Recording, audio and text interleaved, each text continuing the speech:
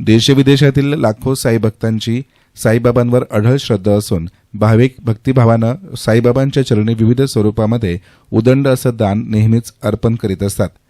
अशाच श्रद्धेपोटी शिर्डी आणि परिसरातील साई भक्तांनी श्री साईबाबांच्या चरणी देणगी अर्पण केली आहे। साईबाबा संस्थान ट्रस्टचे सेवानिवृत्त कर्मचारी विलास सोपान कोते राहणार शिर्डी यांनी साईबाबांच्या चरणी सुमारे 3,35,000 रुपये किमतीचे देशी जातीचे 70 पोते हरभरे अर्पण केले आहेत।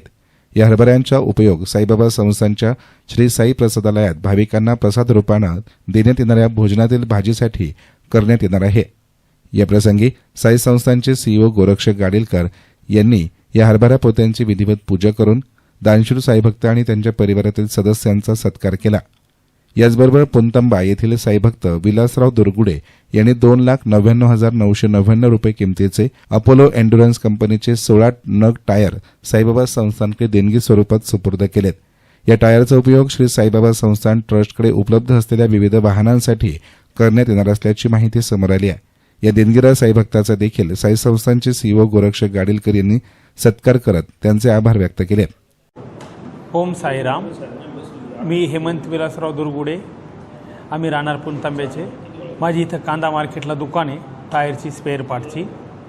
तर आम्ही 2007 सालापासून दुकान टाकली। इथं दुकान ज्यावेळेस टाकली आम्ही त्यावेळेस आमच्याकडे एकच गाळा होता।